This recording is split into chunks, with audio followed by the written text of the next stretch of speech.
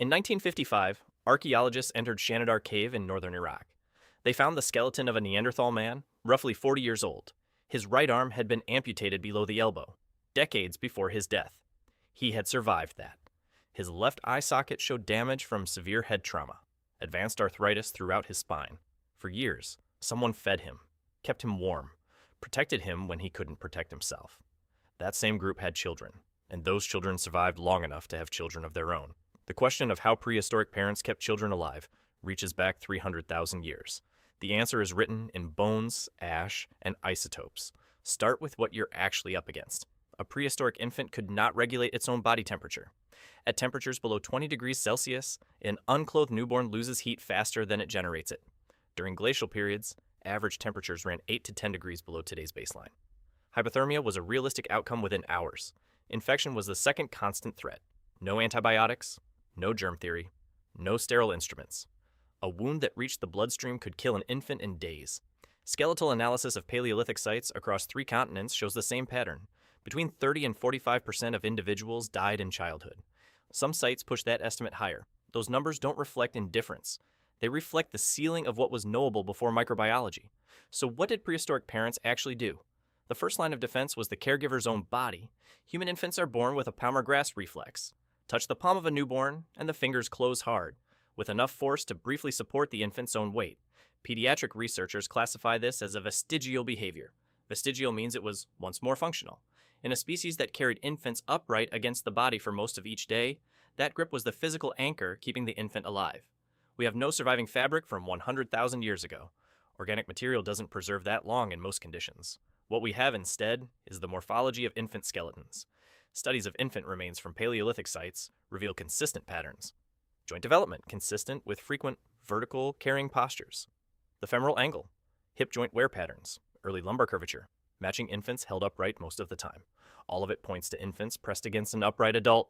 Skin-to-skin contact stabilizes cortisol levels in the infant, regulates breathing rhythm, reduces apnea events significantly. Brief pauses in breathing that can be fatal in newborns.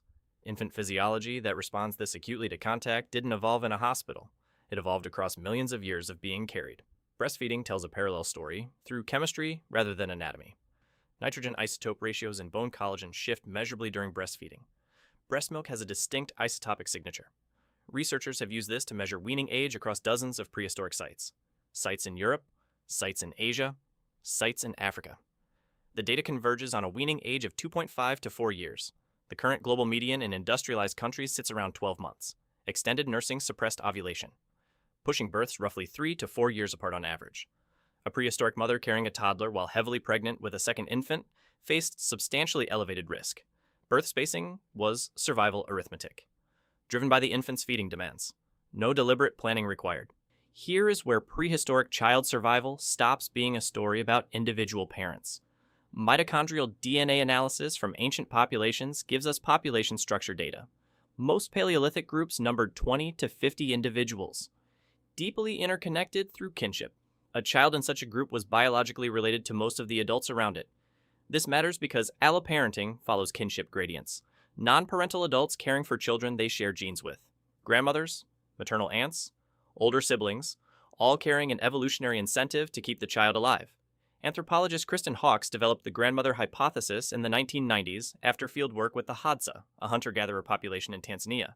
She documented that postmenopausal women contributed more calories per hour of foraging than any other demographic.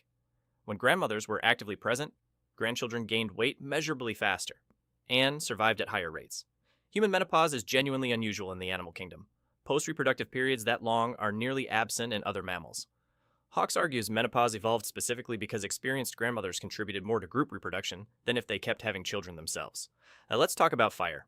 Homo erectus likely controlled fire from around 400,000 years ago. Homo sapiens inherited this and refined it across every environment we colonized.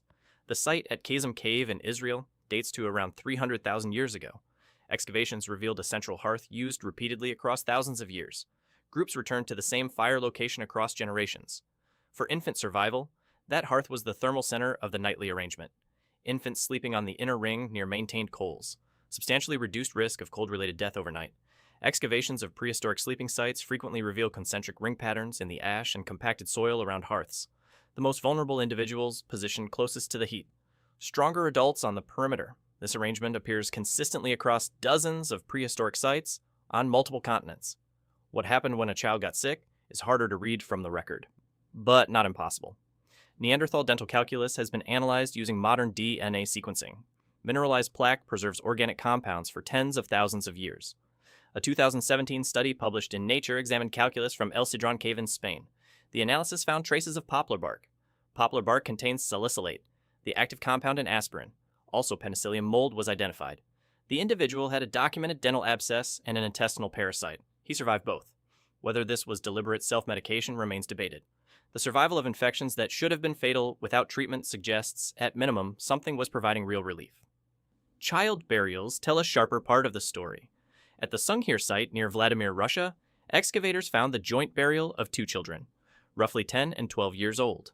Surrounding them, more than 10,000 hand-carved mammoth ivory beads, fox-tooth pendants, spears cut from straightened mammoth tusk. The bead count alone represents thousands of hours of skilled labor. Someone invested that time before the children died.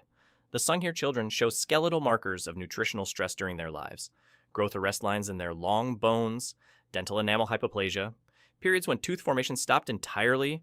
They were cared for through those periods, then mourned with more elaborate burial goods than most of the adults at the same site.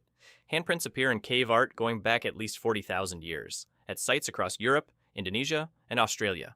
Among them, consistently, are the handprints of children. At Cosquer Cave in southern France, accessible today only by diving through a submerged tunnel, researchers cataloged handprints from individuals aged roughly 3 to 8 years. Getting a 3-year-old to that location required someone carrying the child through an extended passage. These children were present in significant spaces, their marks placed alongside those of adults as though they belonged there. Let's be direct about the limits of what prehistoric parents could do.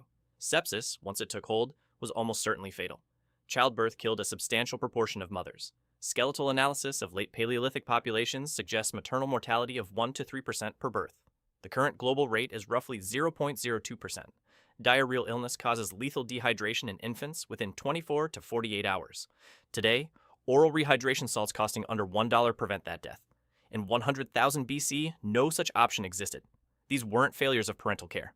They were the ceiling imposed by available knowledge. The parents knew the child was sick.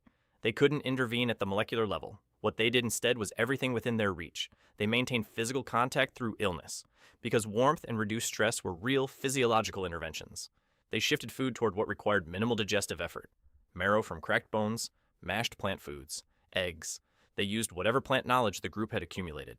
That knowledge was incomplete. It was also real. Willow bark was used for fever and pain across dozens of unconnected cultures, on multiple continents, without any contact between those cultures. The chemistry worked. They found it empirically. And when a child was too sick to move, groups stayed. In a world where mobility was a direct survival advantage, staying was a choice with real cost to everyone. There is a pattern running through all of this. Prehistoric child survival was a relational problem with a relational solution. How many attentive adults surrounded the child? How much accumulated experience lived in the group's oldest members? How willing individuals were to pay personal costs for a child's benefit? Paleontologist Rachel Caspari analyzed fossil teeth from multiple hominin species. She measured the ratio of older adults to younger adults across populations. That ratio increased dramatically in Homo sapiens relative to earlier hominins. She calls this the grandparent effect. More surviving grandparents meant more accumulated knowledge, more alloparenting capacity, measurably higher child survival. The expansion of that older adult cohort may be one of the key variables that allowed our lineage to outcompete Neanderthals, who show substantially smaller ratios of older adults across the sites studied. We are 8 billion people on this planet, because that social architecture held for hundreds of thousands of years. Vaccines and antibiotics collapsed child mortality in the 20th century. They deserve full credit for that. Child mortality dropped from roughly 40% before age 5 in 1800 to under 4% globally today. That addressed the biological threats. The social architecture is a separate question. Extended family networks that once distributed childcare across 8 to 12 adults now compress into households of 2, sometimes 1. The median American grandmother lives 300 kilometers from her nearest grandchild. Postpartum depression affects roughly 1 in 7 new mothers in high-income countries. That rate drops measurably where dense social support exists through the first months. The connection between those two facts is not subtle. The ancient answer to keeping a child alive was a specific social structure, one that distributed the cost across enough adults that no single failure became catastrophic. A grandmother who foraged and watched the toddler while the mother nursed the newborn. an aunt who sat with a feverish child through the night so the parents could sleep, an older sibling who knew which plants were safe and which killed you in 2 hours. Each of those individuals reduced the probability of a fatal outcome. The Sunghir children with their 10,000 ivory beads, the Shanidar Neanderthal who survived years with catastrophic injuries, the handprints of a 3-year-old pressed into cave walls 40,000 years ago. These are evidence of something consistent across the entire length of our species' existence. Humans have been willing to pay significant costs to keep each other alive. That capacity didn't appear with modern medicine. It is what made modern medicine worth building in the first place. Prehistoric parents kept children alive by carrying them constantly, nursing them for years, sleeping pressed against them every night, surrounding them with a web of attentive adults spanning 3 generations. Staying when staying was expensive, and accumulating enough empirical knowledge across generations that each cohort of children had slightly better odds than the last. The thread running through all of it was the density of human connection around each child. Strip away the modern infrastructure, and it remains the primary variable. What they had was each other. Across 300,000 years, that turned out to be enough.